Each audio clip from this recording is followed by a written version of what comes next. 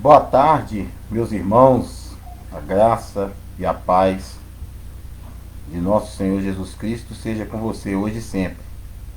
Nós ontem ministramos aqui, ministramos aqui na Igreja Assembleia de Deus Fonte de Água Viva. Nós ministramos sobre a mulher adúltera. E a gente achou por bem estar transmitindo essa homilia de ontem para você, nosso ouvinte, você que está sempre conosco, porque na verdade existem, todo mundo já ouviu sobre essa passagem da mulher adúltera, mas eu estava meditando e vi algumas coisas sobre uma nova ótica da vida de Jesus com relação a essa mulher. Sempre as pessoas falam, né? Ah, aqui Jesus expressa o perdão, fala sobre o julgamento, e etc e tal. Mas a palavra de Deus fala no livro de capítulo, João capítulo 8, verso 1, fala assim: Jesus, entretanto, foi para o Monte das Oliveiras. Primeiro ponto. Jesus ele subiu ao monte. E o que Jesus foi fazer lá no monte? Na verdade, Jesus ele foi, quando ele subia ao monte para orar. Então Jesus ele estava ali orando, ele estava ali falando, né, com o Pai.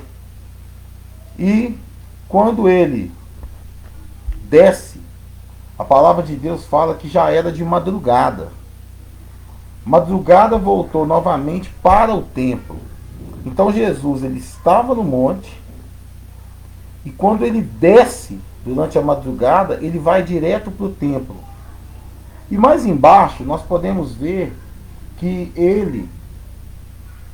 o povo todo ia ter com ele, e assentado ele os ensinava. Então quer dizer, Jesus estava no monte, ele desce do monte para o templo de madrugada, e o povo do templo passa, a multidão que estava no templo passa a ouvir Jesus explanar sobre fazendo a homilia dele, né, os ensinamentos que ele fazia ali. Então, chegando os escribas e os fariseus, que eram os guardadores da lei, né, aqueles que se achavam conhecedores de toda a lei, e na verdade eles eram, né? Os fariseus, a gente muitas vezes fala que fariseu é mentiroso, é isso, é aquilo, mas na verdade os fariseus, eles guardavam a lei, eles conheciam a lei. Porém, muitos deles não praticavam a lei. Muitos deles não tinham interesse eles tinham interesse no status, mas não tinham interesse na mudança de vida. E eles quiseram fazer ali uma pegadinha com Jesus, né? Porque eles chegaram com uma mulher surpreendida em adultério e fazendo-a ficar de pé no meio deles. Disseram para Jesus: Mestre, esta mulher foi apanhada em flagrante de adultério. Se você ler essa passagem toda, você vai ver que a Bíblia não cita que foi o marido desta mulher que o pegou em adultério. A Bíblia fala que os fariseus disseram que essa mulher havia sido pega em flagrante de adultério, mas não fala quem pegou. Ah, mas qual a importância disso, pastor? Qual a importância disso? Por que é importante saber se foi o marido dessa mulher que pegou? É importante, sabe por quê? Porque como os fariseus eles eram guardadores da lei, eles conheciam a lei, e naquele tempo as crianças eram ensinadas a lei judaica desde quando eram criancinhas. E se eu não estou enganado, eram coisa de 606 ou 616, se eu não me engano, de leis. Eles eram instruídos desde pequeno a conhecerem as leis. E os fariseus, escribas, eles eram conhecedores profundos da lei. Mas como eu já falei, muitos deles não praticavam a lei. Eles acusavam as pessoas, eles falavam das pessoas, mas eles não praticavam a lei. Então, Quando eu falo que era importante saber quem é que pegou essa mulher em adultério, pode ser que foi armada uma cilada para aquela mulher. De repente foi armada uma cilada para ela pelos próprios fariseus, por outras mulheres que talvez teriam inveja daquela mulher, denunciaram aquela mulher. Mas eu sei que a Bíblia aqui não cita o nome do marido dessa mulher, não cita que foi o marido que pegou.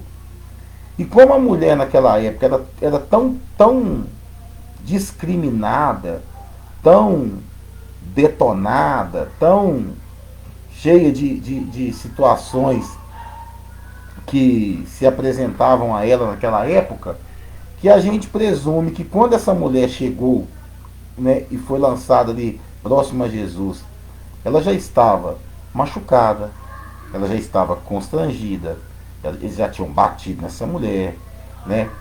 Só que a lei de Moisés falava que tinham que tirar pedras nessa mulher até essa mulher morrer. E Jesus, quando eles chegam e perguntam para Jesus o que fazer com essa mulher, a palavra fala que Jesus estava escrevendo no chão. Ele começa a escrever no chão. E ele vai escrevendo no chão, ninguém sabe o que ele estava escrevendo. Vamos tomar um pouquinho de água aqui, porque a garganta está seca, meus irmãos. Só um minuto ali. Então, o que acontece? Quando eles falam para Jesus que essa mulher foi pega em flagrante de adultério, o que acontece? Jesus, ele, na posição de ensinamento, ele estava e ele fica. E a palavra de Deus fala que enquanto eles falavam, eles estavam tentando Jesus para ver o que Jesus falava. Porque se Jesus fala assim, não, cumpre-se a lei de Moisés. Cumpre-se a lei de Moisés, então. Atira a pedra nessa mulher até ela morrer. Jesus estaria contradizendo a questão do perdão. Porque Jesus pregava sobre o perdão. E Jesus mesmo disse que ele não veio revogar a lei, mas sim para fazer cumpri-la. E aí o que acontece? O que Jesus faz? Eles perguntam para Jesus, eles falam da lei e perguntam o que Jesus faria. E aí o que acontece?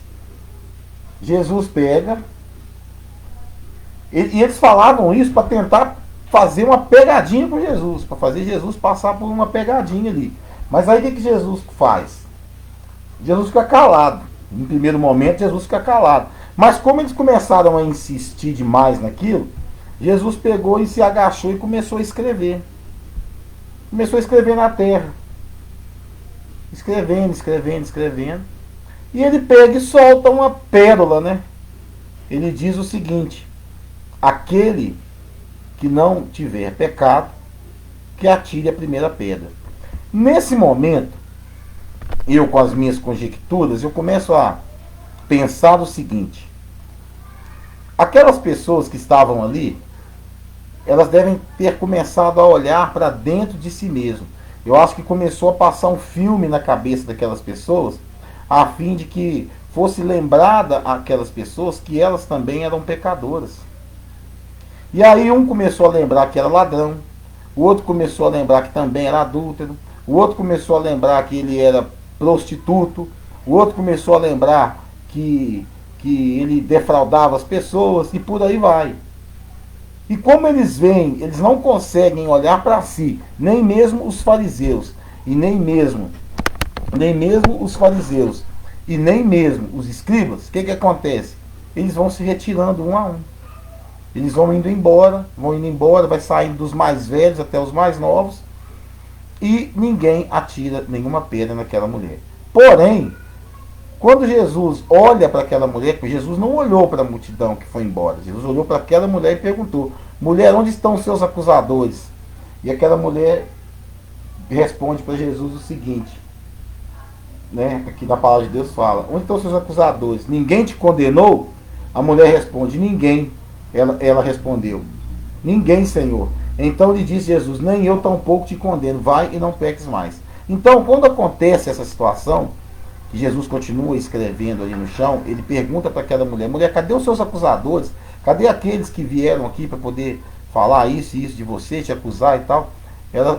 Onde estão eles? Ela fala: eles foram embora aí e tal. Ninguém te condenou? Não. E Jesus pega e fala: nem eu tampouco vou te condenar. vai-te em paz e não peques mais. Bom, essa é a explicação da homilia.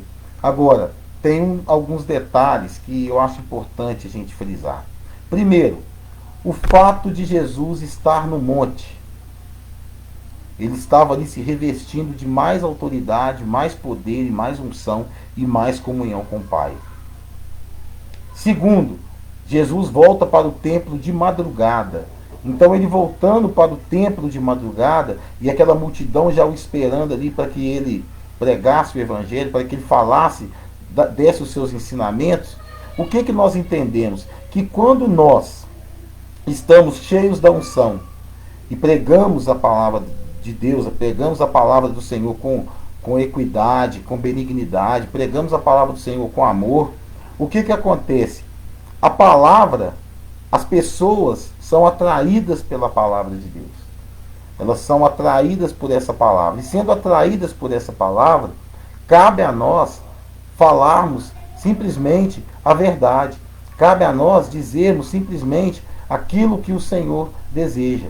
Aquilo que o Senhor quer que nós desejamos. Agora, tem um outro detalhe, né? A multidão. O outro detalhe é o fato dos fariseus, que eram conhecedores da lei, tentarem aplicar um golpe em Jesus. Tentarem aplicar nele ali um jeito de depois poder condená-lo. E Jesus, ele, em primeira mão, Jesus não responde eles. Jesus simplesmente se abaixa e começa a escrever no chão. E quando eles perguntam para Jesus qual que seria a visão de Jesus sobre aquele quadro, uma vez que a lei de Moisés mandava apedrejar, Jesus pega e responde: aquele que não tiver pecado, que atire a primeira pedra. Então, o que acontece? Jesus, ele dá um nó na cabeça daqueles fariseus, daquela multidão que estava ali.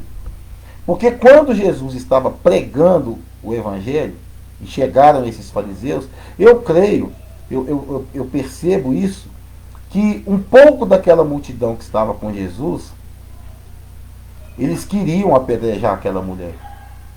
Mas quando Jesus fala que aquele que não tiver pecado atire a primeira pedra, o que acontece? Eles todos vão embora.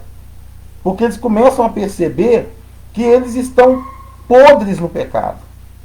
Eles estão cheios de pecados e que eles não podem ser os primeiros a tirar o pecado naquela mulher. E aí Jesus vai e pergunta para essa mulher, né? Ué, cadê seus acusadores? Tá, não tem ninguém me tirou pedra nem nada. Jesus, ele entra na vida daquela mulher de uma forma, porque aquela mulher me chega ali machucada, ferida, constrangida, com a vida toda embananada, toda arrebentada. E o que acontece? Jesus entra na vida daquela mulher através da liberação do perdão, através da restituição da dignidade daquela mulher. Jesus entra na vida daquela mulher com amor, com carinho, e ele fala uma frase para ela que mudaria todo o sentido da vida daquela mulher. Mulher, se eles não te acusaram, eu também não vou te acusar. Vai-te em paz e não peques mais. Vai-te e não peques mais. E quando ele fala isso para essa mulher, Jesus sabia que ele estava entrando com uma transformação na vida daquela mulher. E o interessante da Bíblia não citar o nome do marido dessa mulher é que justamente nesse contexto, se essa mulher estava cometendo o adultério, eu acredito que Jesus também entrou na vida do marido dessa mulher. Agora, se essa mulher estava traindo uma outra mulher com o marido dessa outra suposta mulher, nós cremos que ao fazer esse tipo de situação, Jesus também ele traz para a vida desta família a própria presença dele. Então a gente tem que entender uma coisa. Muitos pregam essa palavra falando apenas do perdão. Mas é muito mais o perdão, é muito maior a questão aqui do perdão.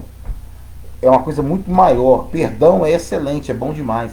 Mas Jesus nos dá 4, 5 lições de vida aqui que nós temos que aprender a entender. A primeira, o fato de estar orando. Segundo, o fato de estar ensinando. Terceiro, o fato de estar vigiando, né? Porque ele estava vigilante nas perguntas daqueles fariseus. Quarto, a entrada de Jesus na vida daquela mulher. Quinto, Jesus estar no templo, pregando e uma multidão o ouvindo. E sexto, Jesus não debate com aqueles que conheciam a lei. Porque Jesus, ele muito mais do que conhecer a lei, ele vivia a lei. Jesus não debateu com eles, Jesus apenas deu uma resposta. E aqueles fariseus, aqueles escribas, eles pegam e ficam sem total condição de responder ao ensinamento do mestre. Então, o que eu quero dizer para você nessa tarde de feriado, né, 12 de outubro, o que eu quero dizer para você, que a Bíblia diz que nós devemos vigiar e orar. Se nós estivermos em constante oração, se nós estivermos em constante vigilância com Deus, nós vamos ter, irmãos, situações de que vão chegar pessoas muito mais cultas do que nós, dentro da própria palavra de Deus, conhecedores da palavra. Mas nós, como temos a unção do Senhor em nossas vidas e buscamos essa situação, o que acontece? O Senhor vai nos esclarecer para que com uma só palavra nós joguemos todos os argumentos de ódio por terra. Por isso que nós não podemos dizer que a pessoa, ao conhecer Jesus, ela não se transforma. Porque Jesus curou um monte de pessoas, Jesus falou do amor dele, tirou pessoas de situações. Zaqueu mesmo era um ladrão, roubava do povo, cobrava imposto a mais, e quando Jesus entrou na casa dele, houve salvação naquela casa. Isso não é milagre. Isso é o poder da palavra, o poder de Jesus na vida das pessoas. Com essa mulher adúltera, foi o poder da palavra que fez com que essa mulher se arrependesse dos pecados dela. Então, quando nós passamos a entender que a palavra é que nos liberta, nós passamos a buscar mais a palavra. E o mais importante, meu irmão, Bispo Zé Rodrigues, que gosta muito de falar essa frase para mim. Tem pessoas que acham que você cantar 2, 3, 4, 10, 50 hinos, você vai ser liberto. Não vai, meu irmão. A liberdade vem de viver e conhecer a palavra de Deus. O louvor quebranta corações, você chora, você é como se um martelo estivesse quebrando o seu coração de pedra e tal. É como se ele fosse quebrando o coração de pedra. Mas acontece que o que liberta é a palavra. Quando Jesus curou as pessoas, foi pela palavra, pelo toque. Mas quando as pessoas foram libertas e passaram a seguir a Jesus, não foi apenas pelo que eles viram Jesus fazer. Foi pela palavra que Jesus pregou. João Batista, ele dizia, raça de víboras. Ele dizia, não sei o que, e papapá e tal. Pregava no cajado, aquele negócio todo e tal. Pedro mesmo, quando Jesus falou, ó, se vocês quiserem seguir os outros, pode seguir. O que Pedro falou? De que adianta nós seguir os outros se só tu tens palavra de vida eterna? O mal de nós hoje é acharmos que com a morte acaba tudo. Meus irmãos, se nós vivemos 70 anos nessa terra, 50, 20, 80, 100 anos, nada disso equipara com a eternidade que Deus tem para nós. Com a eternidade que Jesus tem para nós. Kerley, meu amigo, parabéns pelo batismo aí dia 17. Em nome do Senhor Jesus, vai dar tudo certo. Você será muito abençoado. Você verá que uma nova vida você vai estar vivendo, descendo as águas batismais. E é um mandamento, né? Ir por todo mundo e pregar o evangelho. Quem crer e for batizado será salvo. Quem não crê será condenado. Você está no caminho certo, meu irmão. Renato, muito em breve vamos estar te batizando também, em nome de Jesus. Então, meus queridos, o que eu quero dizer para você é que esse Jesus, que entra com essa providência, porque aonde Jesus ele entra, não tem como ele não ser notado, porque todo mundo olha para ele. Todo mundo olha para ele, um é curado, o outro é liberto, o outro a dispensa dele a dispensa dele é abastecida, o outro ele passa a enxergar o que não enxergava, mesmo tendo visão. E o mundo está cheio de pessoas cegas que enxergam. Não é um absurdo eu ter que falar uma coisa dessa aqui? O mundo está cheio de pessoas cegas que enxergam. Pastor, mas o que é isso? Que loucura que é essa? Gente, pessoas que veem os milagres, pessoas que ouvem a palavra, pessoas que têm dentro da sua casa o sacerdote do lar, pessoas que têm dentro da igreja um ministro compromissado com o evangelho, e ele ouve a palavra, ele enxerga, mas ele não consegue ver. E eu quero dizer para você o que Deus me mostrou alguns dias atrás em sonho, a estratégia que o diabo tem usado nas pessoas, em muitas igrejas. Tem ali um ministro compromissado com a palavra, pregando o evangelho. E ele está lá no púlpito. E cá na entrada da igreja está Satanás. E ele pega e joga como se fosse uma capa em cima das pessoas. As pessoas se convencem, mas não se convertem. Porque elas estão numa zona de conforto muito grande. E quando a luz de Jesus começa a brilhar sobre essas pessoas, a luz ofusca os olhos dessas pessoas e elas preferem voltar para as trevas. E o Senhor falou poderosamente ao meu coração nesses últimos dias para trás, a respeito disso, do domingo passado. O Senhor falou isso comigo a tarde toda. O Senhor me mostrou em sonhos qual era a estratégia que o inimigo estava usando. Hoje nós temos esse Facebook.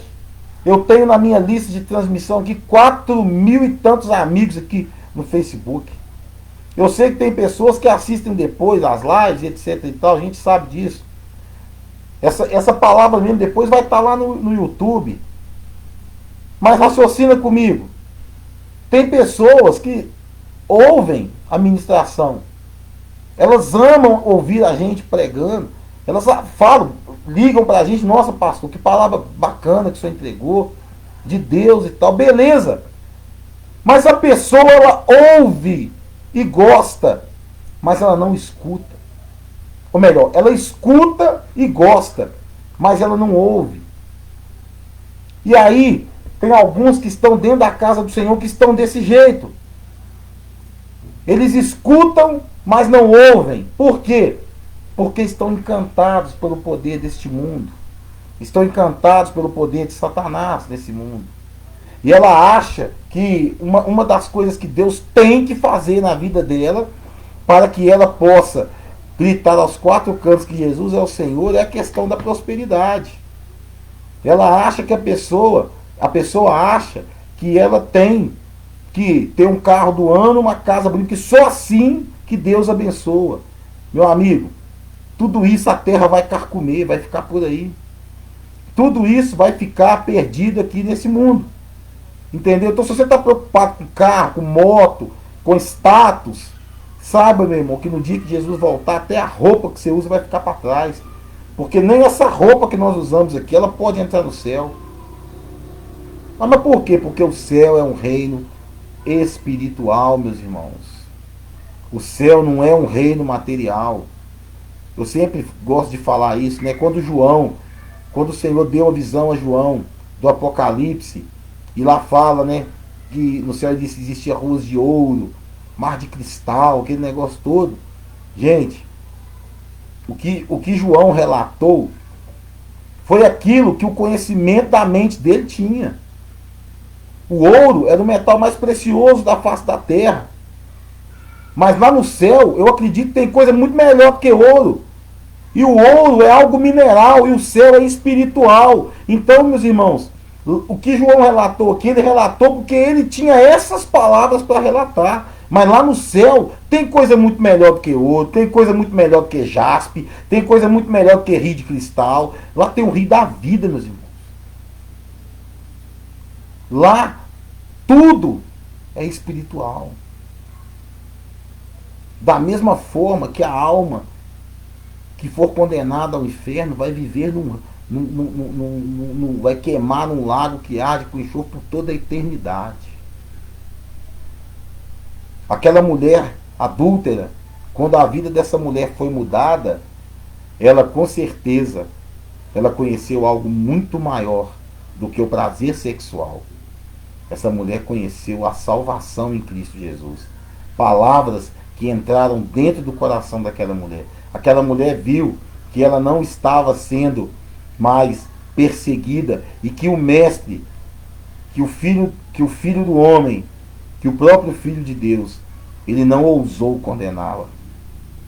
Ele disse: se os teus acusadores não te condenam, eu também não te condeno. E ele poderia acusar aquela mulher. Ele poderia condenar aquela mulher. Porque não tinha pecado. Agora, os outros que estavam ali, todos tinham. Mas eu já vi várias vezes as pessoas falando, não existe nenhum embasamento, pelo menos bíblico, eu não conheço. Se tiver algum teólogo aí que queira postar aqui para mim, fica à vontade. Mas quando Jesus está escrevendo no chão, a palavra também não fala o que Jesus estava escrevendo. Alguns teólogos aí, algumas pessoas falam que Jesus poderia estar escrevendo o pecado de cada um que estava naquele lugar. Mas isso eu quero dizer, eu nunca achei isso, nenhum embasamento bíblico nisso. Eu não achei. Talvez algum teólogo mais experiente do que eu, talvez algum teólogo que estudou mais do que eu, tenha esse conhecimento. Eu não tenho. Mas eu acredito que quando Jesus está sinalizando ali na terra, que ele está escrevendo alguma coisa naquela terra, o que ele escreveu e o que ele falou fez com que aquelas pessoas não apedrejassem aquela mulher. Então eu queria deixar essa palavra para você, meu querido, e para você, minha querida. Se você está vivendo essa situação de pecado como essa mulher viveu, lembre-se, quando Jesus ele chega até você, ele nunca deixa você da forma como ele chegou. Ele nunca chega até você da forma como você estava. Mas ele sempre deixa para você graça, paz e salvação. Então não joga isso fora. Amém? Não joga isso fora, porque isso é muito precioso. Que Deus abençoe vocês. Quero dizer que hoje é dia 12 de outubro de 2020 e nós continuamos firmes no propósito de pregarmos a palavra de Deus. As pessoas às vezes perguntam, né? Por que você está tanto na internet? Por que você está tanto? Hoje é dia de você ficar em casa com sua família pregando. Meus irmãos, meu descanso não é aqui. Meu descanso é na glória com Jesus Cristo. Se eu tiver que passar 24 horas pregando aqui, a gente passa 24 horas aqui pregando a palavra do Senhor. Amanhã nós vamos para a rádio, vamos ministrar na rádio, vamos estar junto lá. Entendeu? Agora, deixar de falar aquilo que o Senhor manda, jamais. Deixar de pregar aquilo que o Senhor fala para a gente, jamais. Porque o nosso Deus, ele é poderoso e infinitamente maior para poder fazer tudo que nós pudermos fazer na obra do Senhor. Eu quero falar para o Renato, meu amigo Renato, que Jesus te ama muito, viu, Renato? Jesus ama muito você e tua família. E como eu disse para você, meu querido, está na hora. Está na hora de aceitar a esse Jesus no coração, descer as águas batismais, viver uma nova vida com Cristo. Para você, Kelly, eu que te conheço também há tanto tempo, né? Eu acho que já há quase uns 20 anos que a gente se conhece, né? Também estou muito feliz por você ter aceitado o caminho de Cristo, ter aceitado permanecer neste caminho, e agora você vai descer as águas batismais. Esse é o caminho, meu irmão. Esse é o caminho de Jesus Cristo, porque Jesus é o caminho, a verdade e a vida. E só nós, eu, você, Kelly, você, Renato, e Deus, só nós sabemos do fundo do poço que Deus tirou as nossas vidas. Do fundo do poço de onde nós estávamos. E Ele tirou nós de lá. Então, A partir do momento que nós tomamos conhecimento, eu falo isso, eu me arrepio todo. A partir do momento que nós conhecemos esse Deus, que nos tirou desse poço, desse lamaçal de pecado, é nossa obrigação estender as mãos para aqueles que ainda não conhecem. É nossa obrigação estender as mãos para aqueles que não conhecem. Porque muitas pessoas ainda se ofuscam com a luz de Cristo e preferem voltar para o caminho. Preferem voltar para o caminho das trevas. E nós não podemos deixar isso acontecer. Essa é a nossa missão. Louvar ao Senhor, mas pregar o Evangelho a toda criatura. Que Deus abençoe vocês. Fiquem na paz deste grande amor de Cristo. Amém? Aqui é o pastor Márcio Mencalha, pastor da Igreja Assembleia de Deus, Ministério Fonte de Água Viva. Que Deus possa abençoar a vida de vocês. E nós somos de uma igreja que nós não fazemos parte de nenhuma convenção. Nós não somos Convenção Belém, não somos Convenção... como é que chama? Nós não participamos de convenção, nós somos independentes. A nossa igreja sede fica na cidade de Orizânia. Nós temos a segunda igreja aqui em Roteiros. E muito em breve, e se assim Deus permitir, muito em breve estaremos expandindo aqui no sul de Minas, né, com outras igrejas também, abrindo outros ministérios, nascendo o Ministério Assembleia de Deus, Ministério Fonte de Água Viva, aqui na cidade de Guaxupé, na cidade de Guaranésia. A gente vai estar trabalhando ardentemente para que isso aconteça. Nós somos missionários do Senhor, cartas vivas do Senhor para levar as boas novas. Então fiquem com Deus, que o Senhor abençoe a sua vida. Se você puder, compartilhe aí esse vídeo, né? Mais tarde ele vai estar lá no YouTube e a gente está sempre juntos aí. Que Deus abençoe todos vocês, tenham um ótimo feriado e aproveita para curtir a família, para estar junto da família, né? Abraçar os seus filhos, estar junto deles. Deus abençoe vocês, fiquem na paz deste grande amor.